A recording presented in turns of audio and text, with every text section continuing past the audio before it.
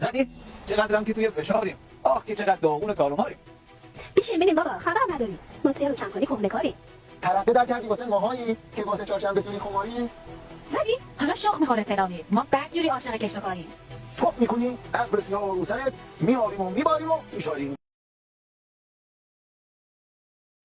اول اینکه قصد این پاسخ فقط یک پرسش است، نه براندازی و نه تبلیغ ضد ارزش است. خواهری که روی دشمن را شما کم کرده ای، پشت بنیامین را با شعر خود خم کرده ای، یا شمایی که خمار جنگ با صهیون بودی، بعد نصرالله هنیه پس چرا ساکت شدی؟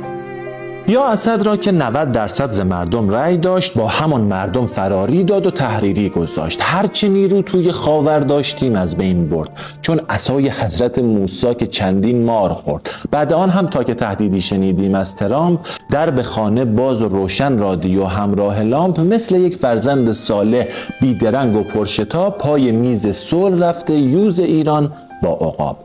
هیچ فکرش را نکردی شاعر جوگیر ما، چون ورق برگشت و بر سنگی نشست این تیر ما. با چه روی سر براری پیش این مردم شما؟ شعر وقتی شعر باشد که کند دردی دوا.